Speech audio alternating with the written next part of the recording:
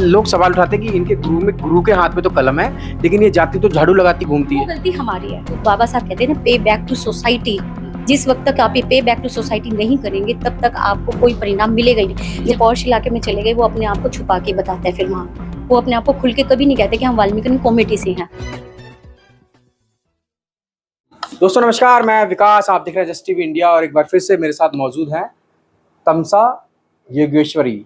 आप प्रोफेसर हैं और तमाम चीज़ें जानेंगे। और सबसे बड़ी बात है कि वाल्मीकि कम्युनिटी से हैं, वाल्मीकि जाति से हैं। लोग तमाम बातें करते हैं इस कम्युनिटी को लेकर, लेकिन ऐसे में तमसा योगेश्वरी जी हैं जिन्होंने प्रोफेसर बन के अपने समाज को सोचने पे मजबूर कर दिया है कि अगर वो शिक्षित होंगे तो ज़रूर वो आगे बढ़ेंगे। तो चलिए शुरू करते हैं। मैम क्या कहेंगे, एक तरफ समाज है उसका ड्रॉप आउट बहुत ज़्यादा है एजुकेशन में, लेकिन आप प्रोफेसर लेवल तक पहुँचे हैं, कैसा?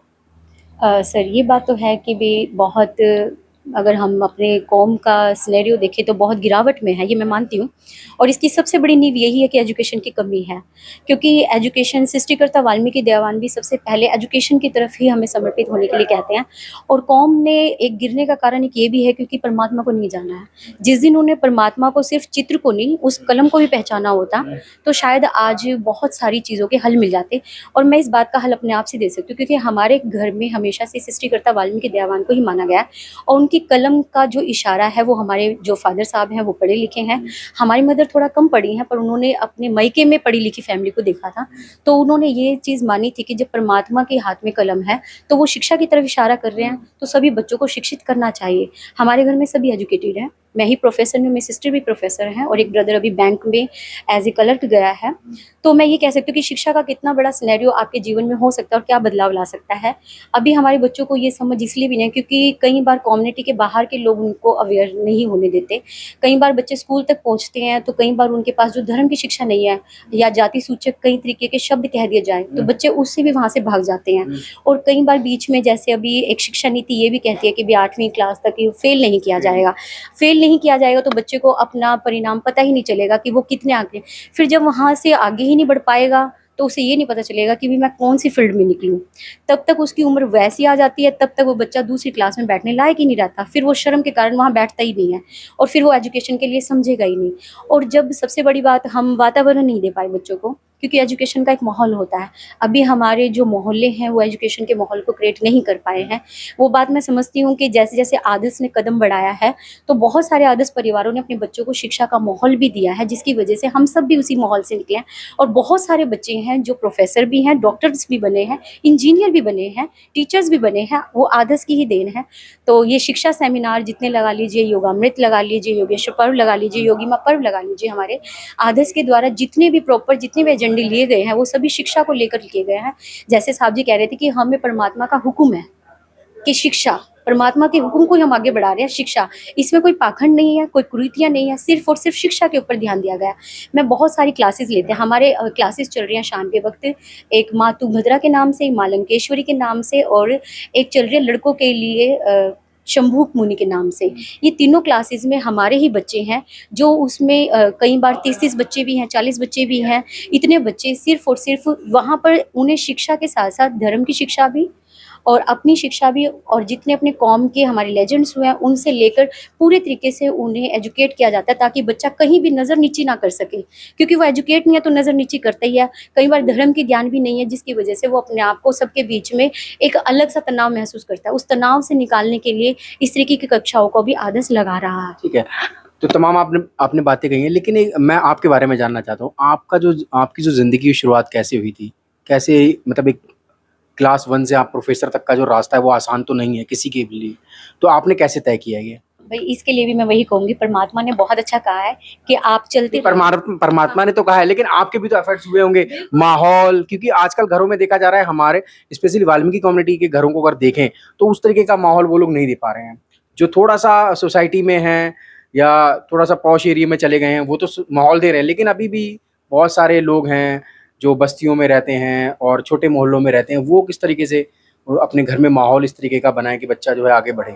वही बात कह रही हूँ सर, जो पॉश इलाके में चले गए वो अपने आप को छुपा के बताते हैं। फिर वहाँ वो अपने आप को खुल के कभी नहीं कहते कि हम वाल्मीकि कमेटी से हैं। फिर जब वो वाल्मीकि कमेटी अपने आप को नहीं बताएंगे तो वे फिर वहाँ एजुकेटेड भी वो नहीं होंगे।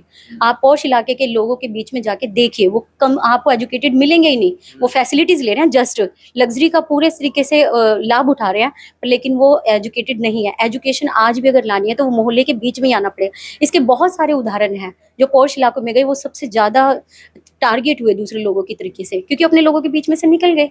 एजुकेशन आपको ये भी समझाती है कि आपने दूसरे लोगों के बीच में जाके कैसा बिहेव करना है, और आपकी एजुकेशन के दम पे, तर्क के दम पे आप दूसरों के साथ कंधा लगा के भी चल सकते हैं।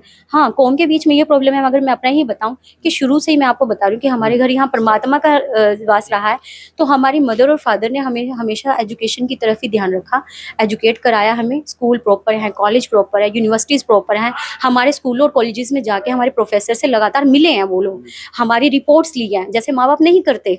उन्होंने कई बार हमारी गलतियां भी हुई हैं, ऐसा नहीं कि हम बहुत ब्रिलियंट स्टूडेंट्स रहे हैं, ऐसा नहीं है, पर जाके हमारे प्रोफेसर से मिलके जहाँ हमारी गलतियां थी तो वहाँ हमें डांट भी पड़वाई है, मार भी खिलवाई उस वक्त। आज तो नहीं है, उस वक्त इतनी मार और डंडा दोनों चीजें थी, वो हमने ली है हमारी एजुकेशन के लिए। मैं अपने फादर साहब की अगर बात करूं कि जब मैं स्कूल तक पहुंची तो उन्होंने हमें कॉलेज दिखाया कि यहाँ पहुंचना है। जब कॉलेज पहुंचे तो वो यूनिवर्सिटी ले गए हमें कि यहाँ पहुंचना है। अभी फिर जब यूनिवर्सिटी पहुंचे तो उन्होंने कहा प्रोफेसर भी बनना है। उन्होंने हमें टाइम टू टाइम आगे की जगह पहले दिखाई कि यहाँ तक पहुंचना है। और मेरी मदर का इसमें सबसे बड़ा हाथ है कि उन्होंने, मैंने आपको बताया कि उनके बैग में बहुत सारे उनके जो हमारे मामा से वो पड़े हुए थे, तो उन्होंने कहा था कि नहीं, मैं अपने बच्चों को उनसे आगे लेके जाना है। तो मेरी मदर का और फादर का दोनों को, मेरे डैडी वैसे एजुकेटेड है, तो हमारे घर में शिक्षा का माहौल पूरा रहा। और इसका सबसे बड़ा श्रेय जो मैं कह सकती हूँ कि शिक्षा के लिए सृष्टिकर्ता वाल्मीकि दयावान, जो उनकी कलम है हाथ में, उसी की तरफ इशारा, उसी को मानते हो हमारे घर में सभी चीजें चलती हैं। ठीक है, लेकिन वर्तमान में जो एजुकेशन सिस्टम है और जो एजुकेशन की जो दशा हो गई है, एजुकेशन को लगातार महंगा किया जा रहा है, और वाल्मीकि कम्युनिटी वैसे भी आर्थिक रूप से उतनी समृद्ध नहीं है, तो ऐसे में क्या रास्ता निकाला जाए? देखिए सर, ये तो आप नहीं कह सकते कि समृद्ध नहीं है। अगर उसको अभी समृद्ध है। नहीं सर, पैसा सबके पास है, ये भी गलत फहमी है। अगर अभी लड़की की शादी करना हो ना, तो अभी सारा, चाहे लोन पे हो चाहे जितना मर्जी, सारा कुछ लगा लोगों के आप, और उनकी लग्जरी में और उनके काम में आप कभी देखना, फैसिलिटीज में कमी नहीं मिलेगी आपको। जो कपड़ा मतलब हीरोइंस नहीं पहन सकती ना, जो फैसिलिटीज, जो प्रोग्राम्स वो नहीं कर सकते, मतलब एकता कपूर के सारे जिन ढोंग है ना, वो हमारे लोगों ने एडोप्ट किए हैं, तो वो सारा करने के लिए पैसा लगेगा। आज हम भी जानते हैं कि कहाँ कीमतें जा रही हैं, वो तब सारी चीजें करते कि एजुकेशन पे खर्च नहीं कर सकते, जबकि एजुकेशन उसके मुकाबले सस्ती है। साहब जी अभी आपका बड़ा उदाहरण दे रहे थे कि भी माएँ सोना इकट्ठा करना शुरू करते हैं, अगर एजुकेशन को लगाए, इससे अच्छा शादी में देने की बजाय उसकी एजुकेशन पे लगा दो। कम से कम वो बच्चा कल के दिन अगर उसके साथ मिस हैपनिंग हो जाती है तो अपने पैरों पे खड़ा तो हो सके, अपना जीवन तो चला सके। हमारे यहाँ कमी नहीं है सर, सिर्फ दिमाग और एजुकेशन की कमी है। जिस दिन वो पता चल गई उस दिन ये सारी कमियां दूर हो जाएंगी। अभी दिल्ली यूनिवर्सिटी में भी 20 के करीब प्रोफेसर जो हैं सिलेक्ट हुए हैं, तो क्या लग रहा है, और भी हैं, पूरे देश में बहुत सारे प्रोफेसर हैं, इंजीनियर भी हैं, डॉक्टर भी हैं, तो क्या लगता है ये जो तमाम लोग हैं, ये लोग उस तरीके से समाज में अपना कंट्रीब्यूशन नहीं दे पा रहे हैं? वो मैं आपको पहले कह रही थी कि जो लोग बढ़ गए हैं और पॉश इलाकों में चले गए, उन्होंने जाति को छोड़ दिया। जाति, वो बाबा साहब की वो बात छोड़ गए जो बाबा साहब कहते हैं ना, पे बैक टू सोसाइटी। जिस वक्त तक आप ये पे बैक टू सोसाइटी नहीं करेंगे तब तक आपको कोई परिणाम मिलेगा ही नहीं। जबकि बाबा साहब ने ये कहा था, कहने को सबसे पहले बाबा साहब पढ़े थे, वो तो किसी भी देश में जाके अपने अच्छा से अच्छा मुकाम हासिल कर सकते थे, उन्हें ऑफर्स थे। उन्होंने क्यों कहा कि मैं कौम के पास आऊंगा? फिर हमारे लोगों के पास तो इतनी बड़ी डिग्रियां नहीं आई जितनी बाबा साहब ने ले ली थी। फिर उनके अंदर कौन सा अहम आ गया? क्या पैसा इतनी अहमियत लिया है कि वो अपने कौम को छोड़ने के लिए तैयार हो गए? मैं आपको एक बड़ा उदाहरण दे सकती हूँ इस बात के लिए। मैंने साहब जी की बुक में ही पढ़ा कि हमारे कौम का एक सब इंस्पेक्टर अपनी कौम को छोड़ के पॉश इलाके में चला गया और उसकी बेटी किडनैप हो गई, और उसने अपने ऊपर के देखो डीजी एजी जितने होते सबको उसने सारी तरीके से वो लगा लिया कि मेरी बेटी को वापस लाया जाए, पर उसकी बेटी को वापस नहीं लाया। वो वापस कौम के पास भाग गया है। कौम वालों ने दोबारा से उसका जो पुलिस स्टेशन था उस पर धरना दिया और बेटी 24 घंटे के अंदर वापस आई है। तो कौम का तो मतलब तभी इस्तेमाल किया जाए जब आपको याद आई, जब आपके ऊपर विपना पड़ी है। इसका मतलब पहले से आपको क्या उस कौम को याद नहीं रखना चाहिए था? आप सब इंस्पेक्टर बन के ये सोच पड़े कि भी मेरे अंदर तो सब कुछ है, सभी ताकतें हैं, फिर अपनी बेटी को वापस क्यों नहीं ला सके आप? कौम को भूलने का मतलब है कि आपको भी कोई याद नहीं रखेगा। चलते चलते मैम लास्ट सवाल है, लोग हमेशा ये सवाल उठाते हैं भगवान वाल्मीकि के ऊपर कि वाल्मीकि के हाथ में कलम है तो इनके समाज में झाड़ू कैसे आई, और अगर जिस समय शूद्रों को पढ़ने लिखने का अधिकार नहीं था तो इतने बड़े ऋषि कैसे बन गए? पहले तो सबसे बड़ी बात ये बात है, ये बहुत ही गंदा सवाल है जो लोग करते हैं। पहले तो वो ऋषि नहीं है, महर्षि। महर्षि भी नहीं है, सृष्टिकर्ता जिसे कहा जाए, सृष्टि को रचने वाला। इसके लिए तो आप भारद्वाज और राम को पढ़े। राम खुद अपने तथ्यों में राम कथा लिखी हुई कामिल बुल्के की बुक में।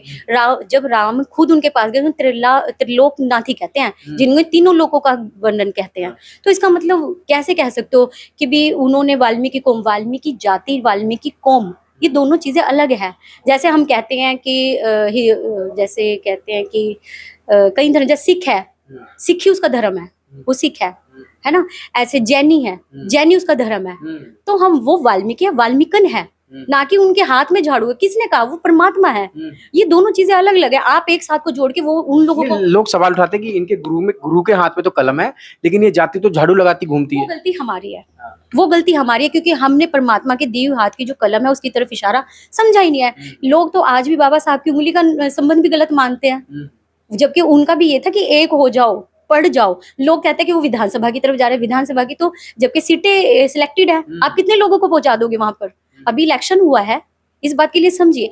अभी हमारे जो समझ है ना, वो इतनी डेवलप करने की बहुत ज़्यादा ज़रूरत है। इसीलिए योगेश्वर पर्व, योगामृत इसी तरीके से क्लासेस को लगाया जा रहा है, ताकि बच्चे, आज अभी मुझे बहुत सारे बच्चे मिले, देखो बच्चे को जाना नर्सिंग में है और बच्चा बीए में एडमिशन आर्ट्स में ले रहा है।